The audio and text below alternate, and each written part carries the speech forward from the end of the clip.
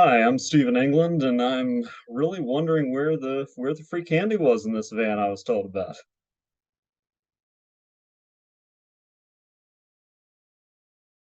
I was a huge Jack Ryan fan. Maybe saying I wanted to be Jack Ryan might be a little strong, but I love Jack Ryan growing up. So yeah, that'd probably be about as close as it comes.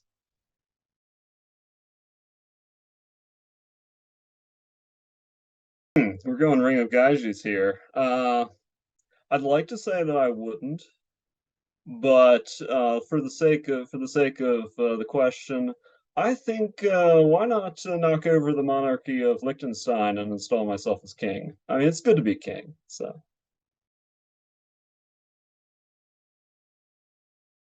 once I had books published, definitely. That's kind of I kind of realized because I did know other people that were kind of trying to get published, trying to get their kind of great American novel together.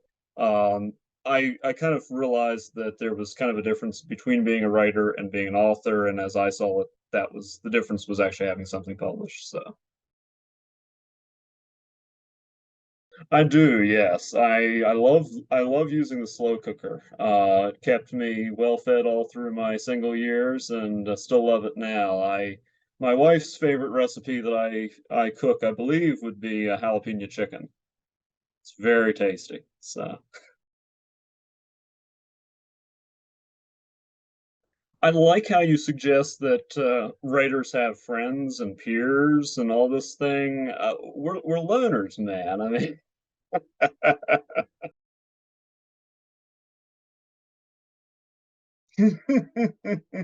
uh, So yeah.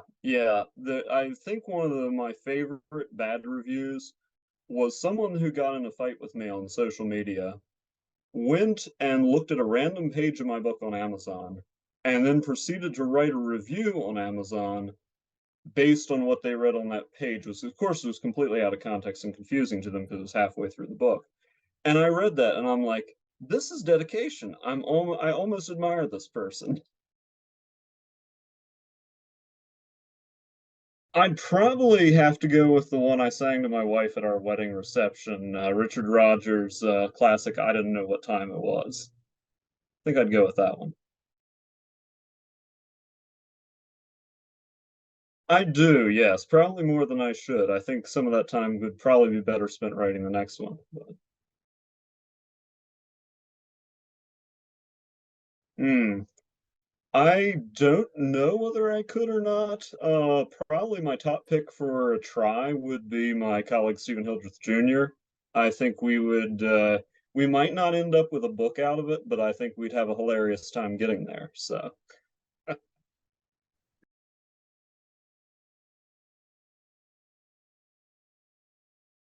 how much time do we have here?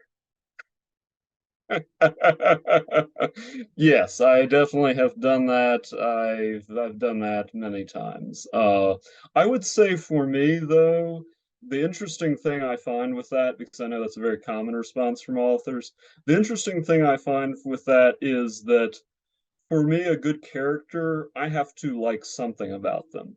So I almost never have based a character purely on someone I disliked. But there's definitely inspirations there. So I think I'm going to take my writing buddies, Stephen Hildreth Jr., who I mentioned earlier, and our mutual friend Nate Granzow, whose sense of black humor surpasses even my own. And then I'd take my buddy Oliver, who's EMS, and he's also a terrible punster. So I mean, on the one hand, he could keep us all alive. On the other hand, we'd probably wish we were dead. So yeah, I think it'd be a good crew.